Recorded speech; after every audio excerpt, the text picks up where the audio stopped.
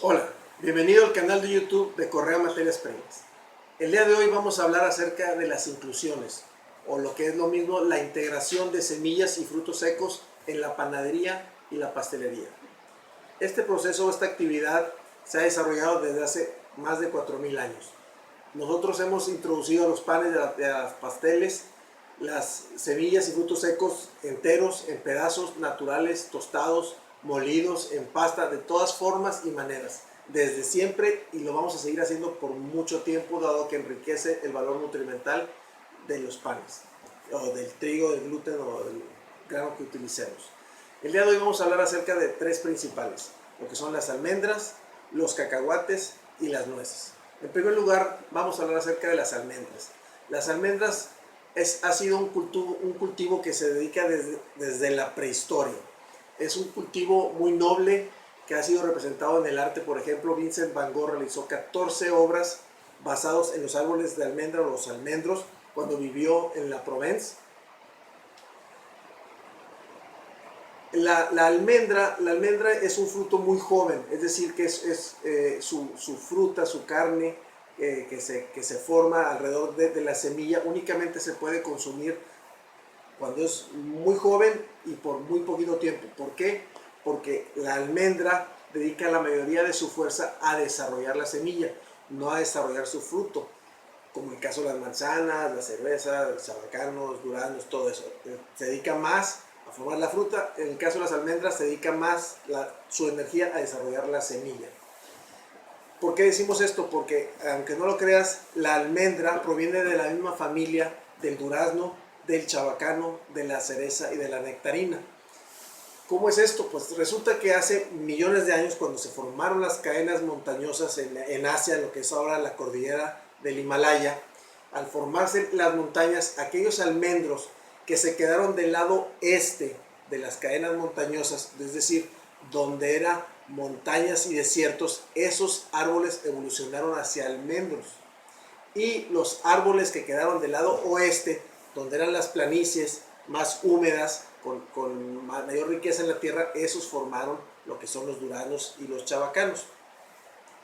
La mitad de la producción a nivel mundial de las almendras proviene del estado de California.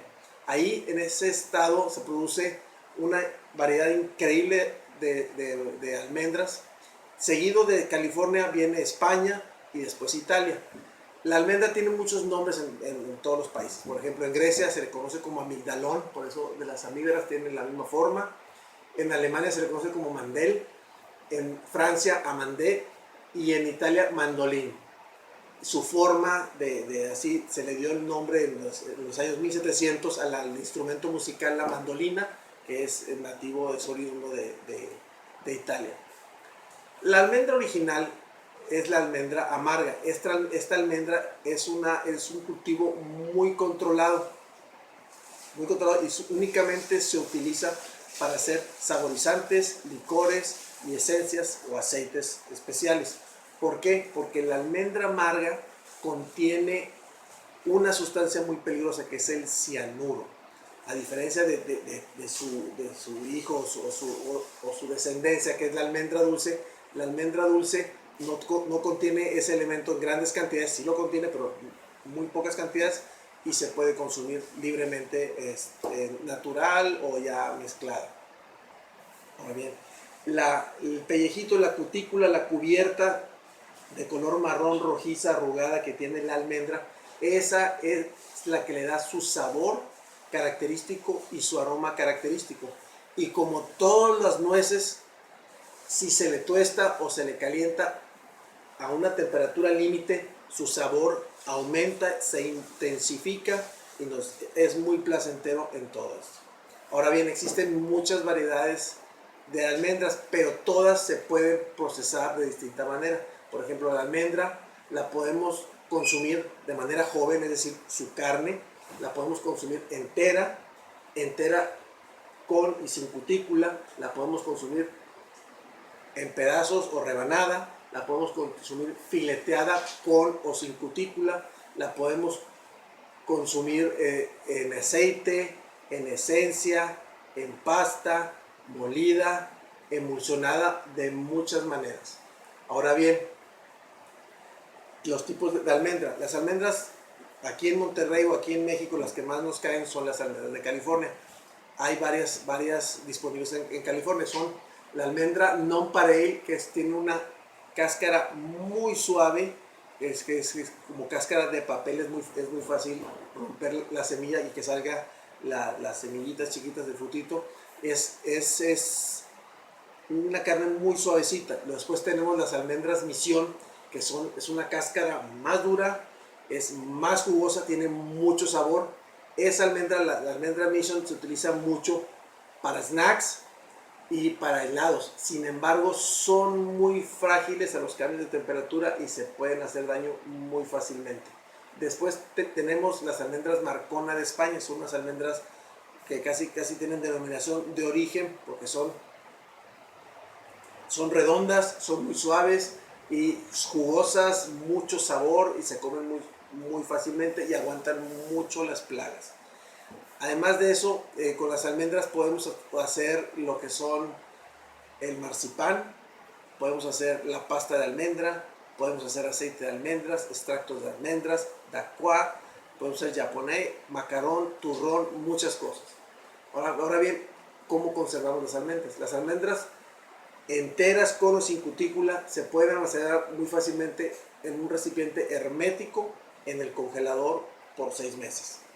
Si la tenemos en polvo, fileteada o rebanada, nos puede durar únicamente 2 o 3 semanas porque debido a su alto contenido de aceite atrapa muchos sabores y los aromas. Ahora bien, nos han preguntado mucho por un truco de cómo moler, hacer nuestra propia almendra molida sin el problema de que se haga muy grasoso. La recomendación es: compra tus almendras con cutícula o sin cutícula, enteras, congélalas durante una noche o 2 noches, que estén bien congeladas, bien duras, y ahora sí las metes al procesador. Al estar congelada, la almendra no va a liberar el aceite tan fácilmente y vas a poder tú moler. Si empiezas a ver que se empieza a formar el aceite, entonces ya le puedes ir agregando lo que sea que vais a hacer, azúcar, harina, lo que le vais a poner. Hasta aquí llegamos con la almendra. Ahora vamos a hablar del cacahuate. El cacahuate es también un cultivo muy antiguo. Se cree que probablemente se originó su cultivo en Brasil o Perú hace más de 3.500 años. Sabemos que los conquistadores lo llevaron a Europa y de Europa se llevó a África y Asia. De ahí la razón que se le consideró por mucho tiempo el cacahuate como un alimento para esclavos. Ya para 1800 el cacahuate regresó a Norteamérica y ya se tenían cultivos dedicados al cacahuate. El cacahuate, hay que saber que es una legumbre, es decir, que es una planta que crece casi a nivel del suelo, que una vez que es polinizada la flor, la planta se entierra debajo del suelo y ahí es donde desarrolla su fruto. O sea, las cacahuates, las vainitas de cacahuate, no es un árbol, no es un arbusto, simplemente es una legumbre que hay que sacarla del suelo, sacudirla y tenemos las semillas.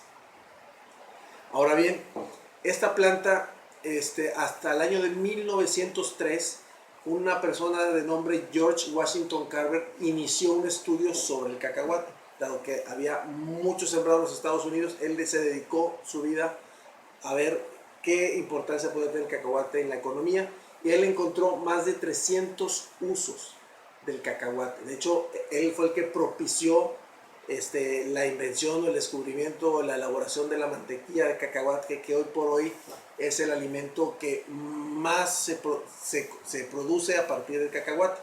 Ahora bien, gracias a los estudios que hizo George Washington Carver, él descubrió la rotación de los cultivos gracias al estudio que hizo con el cacahuate. Es decir, el cacahuate es un cultivo que da más a la tierra de lo que recibe. Entonces el cacahuate se utilizó por muchos años y se sigue utilizando para recuperar la tierra donde se siembra. Es decir, los cultivos donde hay algodón que demanda mucho, al siguiente siembra cacahuate para que le regrese todo eso.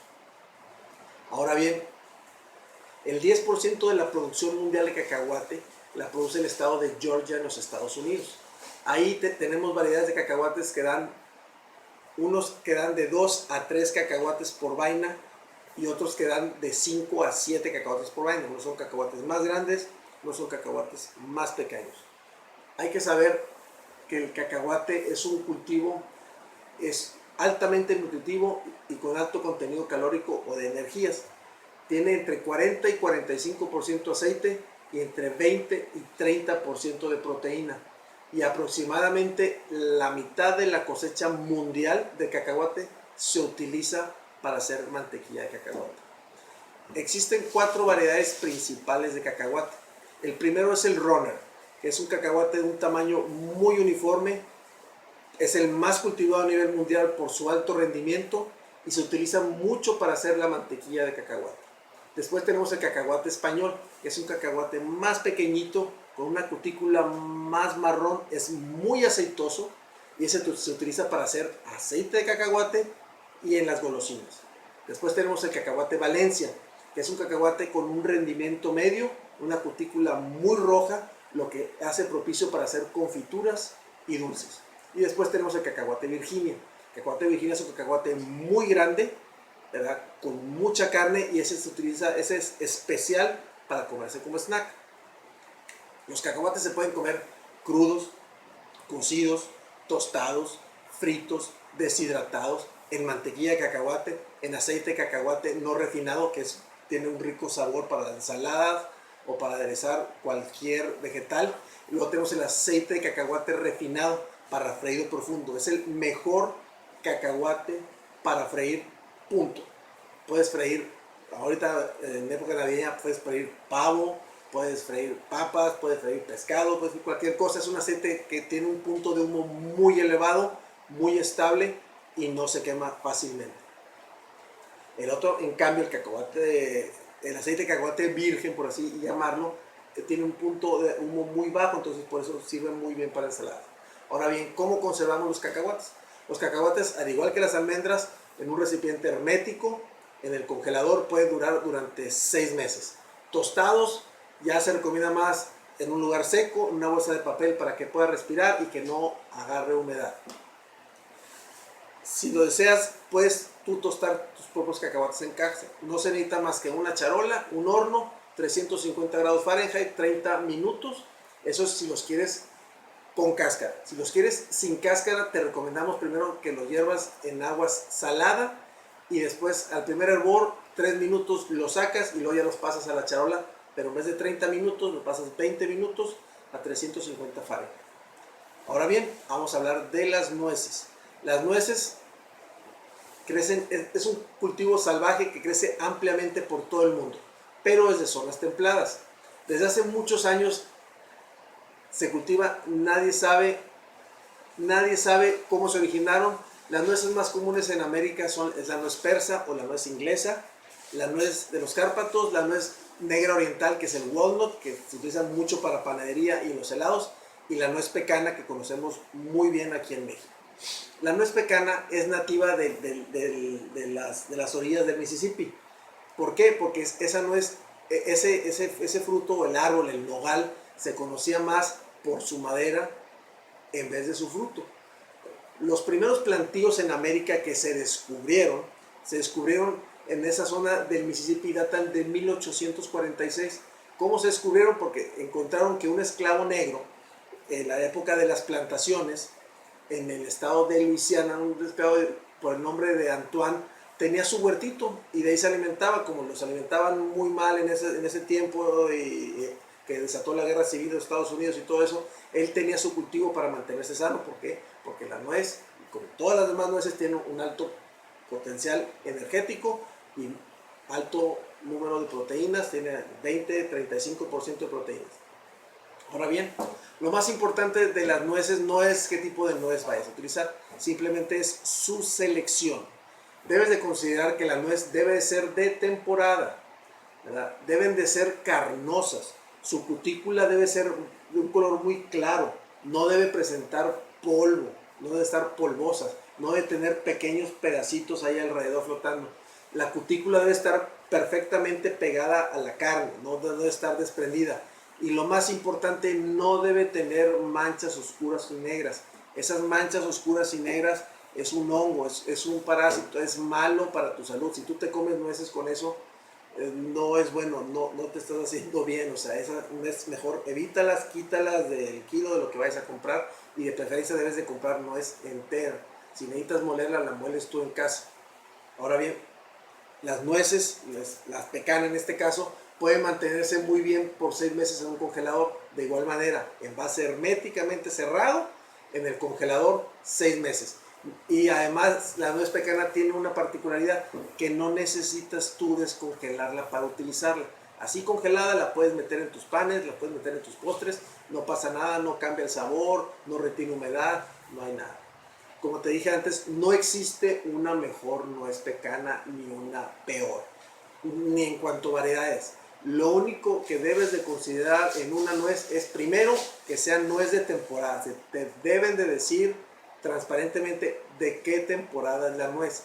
Si dudas de la temporada de la nuez, entonces ya revisas la cutícula, el color, el polvo, la pedacería y las manchas, ¿verdad? Y después debe ser una nuez de calidad. ¿Qué significa de calidad? Que esté entera, no compres pedazo, porque el pedazo realmente puede ser una mezcla de todo y debe ser una nuez sin congelar. El congelamiento lo haces tú en tu lugar. Tú compras una nuez, si la compras de temporada no tiene por qué estar congelada, ni al vacío, ni nada. La nuez debe estar fresca, sin humedad, de temporada. Aquí hemos tocado 3 tipos de nuez: las almendras, los cacahuates y las nueces. La próxima semana vamos a hablar de otros 3 semillas y frutos secos que son un poquito más caros, que son los pistaches, los piñones y las avellanas. Como siempre te recordamos, nos puedes seguir en redes sociales: Facebook, YouTube, Instagram y Twitter. Estamos a tus órdenes y esperarte verte aquí la próxima semana. Gracias.